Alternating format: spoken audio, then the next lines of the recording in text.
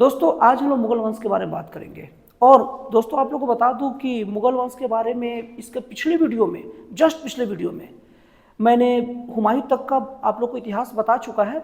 और आप लोग ये वीडियो के साथ वो वीडियो मिलाकर देखेंगे तो आप लोग को बहुत ज़्यादा फायदा होगा। लेकिन आपसे रिक्वेस्ट है कि तुरंत मत जाइएगा, एक आध मिनट देख लीजिए फिर जाइएगा, नहीं तो यूट्यूब वाला रिव्यू खराब कर देता है।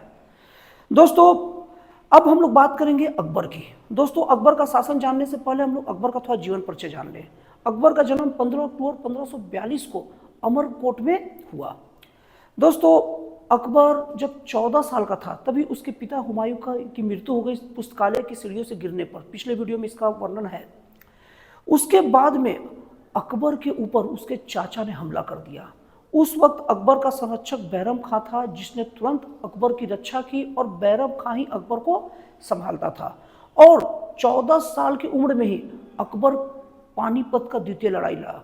दोस्तों पानीपत का लड़ाई इतिहास में बहुत महत्वपूर्ण भूमिका निभाता है और हम लोग को याद होनी चाहिए। पानीपत की पहली लड़ाई बाबर द्वारा 1526 में लड़ा गया था और पानीपत की दूसरी लड़ाई 1556 में अकबर और हेमू के बीच लड़ा गया। दोस्तों अभी तो नाम मात्र का बस अकबर लड़ रहा था, क्योंकि अकबर 14 साल का बस था। अकबर की तरफ से बैरम खां इस युद्ध में लड़ रहा था। इस युद्ध का बहुत ही अजीब परिणाम हुआ जो अकबर का, जिसने अकबर की इमेज और अकबर का मान सम्मान बहुत ऊंचा कर दिया और बाकी राजाओं के सामने होते नतमस्तक भी, उसके सामने नतमस्तक भी कर दिया। दोस्तों पानीपत की द्वितीय जो लड़ाई है वो मुस्लिम साम्राज्य की बहुत स्थायी नींव रख दी, क्योंकि विक्रमादित्य जिसकी शुरुआत चंद्रगुप्त द्वितीय के समय में हुई थी, आखिरी विक्रमादित्य जो 14 विक्रमादित्य हुए हेमू था।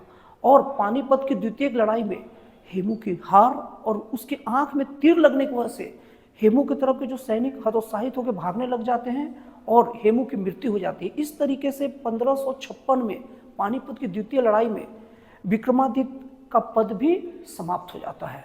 इसके बाद जब विक्रमादित्य हार गया तो बहुत सारे राजा ये बात समझ गए कि विक्रमादित्य को जब हरा सकता है तो इसके सामने कोई नहीं बचेगा, तो अकबर का रास्ता पूरा साफ हो गया।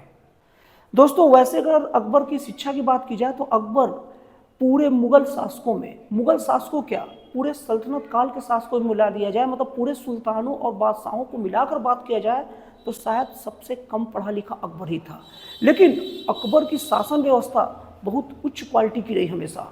अकबर ने सबसे पहले अपने आप को हरम दल से मुक्त कर लिया और अकबर का 1576 में महाराणा प्रताप जो कि मेवाड़ के राजा थे उनसे उनका युद्ध हुआ। ये युद्ध की बहुत सारी चीज़ें रोचक है। दोस्तों सब जानते हैं अकबर एक मुस्लिम शासक था, लेकिन अकबर की तरफ से मुख्य सेनापति मान सिंह था जो एक हिंदू था। उसके अपोजिट में महाराणा प्रताप एक हिंदू शासक थे, उनकी छवि हिंदू राजा की थी और उनके तरफ से जो सेनापति मुख्य था वो हकीम खां था, प्रमुख सेनापति। मतलब जो हिंदू राजा थे उनके सेनापति मुस्लिम था और जो मुस्लिम राजा थे उनके सेनापति हिंदू था। इस युद्ध में मान सिंह के द्वारा हकीम खां की हत्या की गई और ये युद्ध अकबर जीत गया।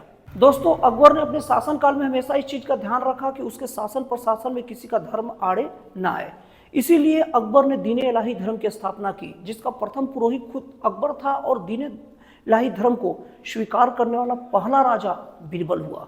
और इसके साथ ही अकबर ने जैन गुरु को जगत गुरु को उपाधि दी और अकबर ने अपने शासनकाल में सूर्य उपासना की अनुमति दी और अपने दरबार में सूर्य उपासना भी करवाता था। दोस्तों अकबर की शासनकाल के से बहुत सारी चीजें हैं जिसके लिए अकबर को हमेशा याद किया जाता रहेगा। सबसे पहले चीज अकबर दीन इलाही धर्म की स्थापना किया, फिर अकबर ने दास प्रथा का अंत किया। दोस्तों अकबर ने जजिया कर को भी समाप्त कर दिया। जजिया कर को शॉर्ट में बताऊं, वो गैर मुसलमानों से लिया जाने वाला कर था, मतलब जो व्यक्ति मुसलमान नहीं होगा उसे अलग से कर देना पड़ेगा, जिसे जजिया कर कहा जाता है। दोस्तों अकबर ने इबादत खाने की स्थापना की और अकबर ने अपनी राजधानी का स्थानांतरण भी किया। ये सब चीजें नोट करके रखिए और आपको वर्क देता हूं, जो चीज बता रहा हूं उसका आप किस सन में हुआ वो चीज भी खोज के लाइए। ऐसे आप लोग का जीके क्या होगा, बहुत अच्छा और सुदृढ़ होते जाएगा। दोस्तों अकबर की शासन व्यवस्था की सबसे अच्छी बात यह थी कि अकबर अपने पहले के राजा से सीखने में कोई परहेज नहीं करता था। इसी के क्रम में चंद्रगुप्त द्वितीय अपने दरबार में नवरत्न रखते थे, जिसमें कालिदास, धन्वंतरी जैसे महाज्ञानी थे। अकबर ने इसी के तर्ज पर अपने दरबार में भी नवरत्न का शुरू किया। उसके नवरत्नों में फैजी, अबुल फजल जिसने अकबरनामा की रचना की, बीरबल, टोडरमल, मुल्ला दो प्याजा, इस तरीके के नवरत्न थे और उसमें मान सिंह भी उनके नवरत्नों में शामिल था। तो इस तरीके के नवरत्न अकबर अपने दरबार में हमेशा रखा करता था। दोस्तों अकबर के समय में महाभारत का फारसी में अनुवाद किया गया जिसका नाम रज्जनामा रखा गया, जिसका मतलब होता है युद्ध की पुस्तक या युद्ध की कहानी। दोस्तों अकबर का तो वैसे तो पूरा जीवन सदाबहार रहा, लेकिन अकबर के अंतिम दिन बहुत दुखदायी रहे। सबसे मेन चीज, यूसुफजाइयों के विद्रोह में बीरबल मारा गया और जो अकबर का खास था, इसके लिए अकबर बहुत ज़्यादा अपने अंतिम समय परेशान रहा। और उसके दुख का दूसरा कारण ये था कि उसकी जो पुत्र था, उसका बेटा था जहांगीर, जिसे सलीम के नाम से भी जानते हैं, वो अंत समय में शासन में विद्रोह किया और अकबर के नवरत्न अबुल फजल की हत्या भी करवा दी। इससे अकबर बहुत ज़्यादा परेशान रहने लगा और अंत में 1605 ईस्वी में अकबर की मृत्यु हो गई। दोस्तों अकबर के बाद उसका उत्तराधिकारी जहांगीर हुआ। दोस्तों जहांगीर को सलीम नाम से पुकारा जाता है क्योंकि अकबर के समकालीन सलीम चिश्ती थे और अकबर ने दुआ मांगी थी कि अगर उनका पुत्र हो गया तो पैदल जाएंगे, इसीलिए सलीम चिश्ती के दरबार पर अपनी राजधानी से अकबर पैदल गया था और उन्हीं के नाम पर सलीम भी जहांगीर का नाम अकबर ने रखा। दोस्तों सलीम को मुख्य रूप से न्याय की जंजीर व्यवस्था के नाम के लिए याद किया जाता है। दोस्तों जिस तरीके से जहांगीर का पिता अकबर अपने पुत्र से परेशान था, इस चीज से मुक्त जहांगीर भी नहीं हो पाया। जहांगीर के 4 पुत्र थे जिसमें खुसरो और खुर्रम प्रमुख थे। खुर्रम वही है जो आगे चल के शाहजहां के नाम से प्रसिद्ध हुआ और आगे शासन संभाला। तो खुसरो ने जहांगीर के विरोध में विद्रोह किया, जहां जालंधर के पास खुसरो की सेना और जहांगीर के बीच में युद्ध हुआ। खुसरो को हारना पड़ा और खुसरो को जेल में डाल दिया गया। और इसी युद्ध के समय सिखों के 5वें गुरु अर्जुन देव ने खुसरो का साथ दिया था और इसीलिए जहांगीर ने सिखों के 5वें गुरु अर्जुन देव को फांसी दिलवा दी। दोस्तों जहांगीर की बात हो और नूरजहां का नाम ना आए तो फिर जहांगीर की कहानी अधूरी है। दोस्तों नूरजहां की बात की जाए तो नूरजहां ईरान निवासी ग्यास बेग की बेटी थी और अली कुली बेग की पत्नी थी। दोस्तों अली कुली बेग जहांगीर से पहले मिल चुका था और जहांगीर ने अली कुली बेग जब एक बार से शेर को मार दिया था तो उसी के बाद उसे शेर अफगान की उपाधि से सम्मानित किया था। दोस्तों अकबर की जो विधवा थी उसकी सेवा के लिए ईरान से नूरजहां को मुगलों के सेवा में आना पड़ा। और दोस्तों नूरजहां का वास्तविक नाम मेहरुन्निसा था। तो मेहरुन्निसा उसकी सेवा में आई और 1611 में जहांगीर पहली बार मेहरुन्निसा को देखा। दोस्तों मेहरुन्निसा इसके पहले विधवा हो चुकी थी, अली कुली बेग की मृत्यु हो चुकी थी। उसका मृत्यु कैसे हुआ इसके बारे में जानकारी ठीक से नहीं है।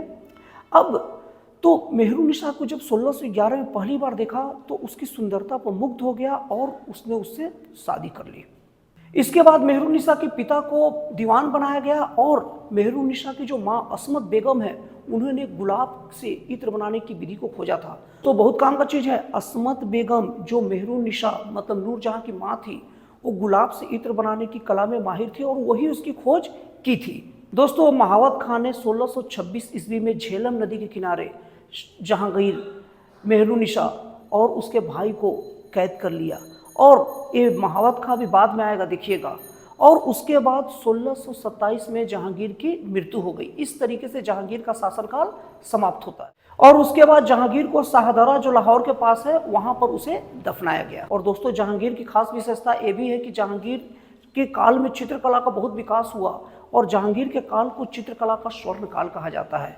दोस्तों जहांगीर की कलाकृति के बारे में जहांगीर ने अपने आत्मकथा में खुद बताया है कि वो कोई भी पेंटिंग को, कोई भी चित्रकला को देखकर बता देगा कि ये कौन चित्रकार बनाया है। और अगर एक चित्रकार आंख और एक चित्रकार हाथ बनाया है तो बता देगा कि कौन चित्रकार आंख बनाया और कौन चित्रकार हाथ बनाया। दोस्तों जहांगीर के शासनकाल की एक बहुत प्रमुख चीज़ है जो सबको पता होना चाहिए कि जहांगीर के शासनकाल में ही पहला अंग्रेज कैप्टन हॉकिंस 1609 में भारत आया था।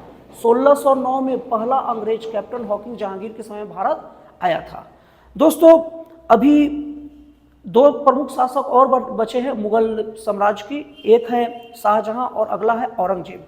दोस्तों सुविधा के लिए वीडियो बहुत लंबा बन जाएगा, इसलिए औरंगजेब और शाहजहां के बारे में अगले वीडियो में बताया जाएगा। तो दोस्तों तब तक इसको अच्छे से करिए और कॉपी पेन लेकर रखिए। इस वीडियो से मैं आपको यकीन दिलाता हूँ कि बहुत ज़्यादा चांस है कि एक क्वेश्चन कम से कम आपको मेन कॉम्पिटेटिव एग्जाम में, गवर्नमेंट जॉब के एग्जाम में फंसेंगे। तो दोस्तों फिर मिलता है अगले वीडियो में एक नए, एक जन कल्याणकारी और एक राष्ट्रवाद से प्रेरित नए विचारों के साथ।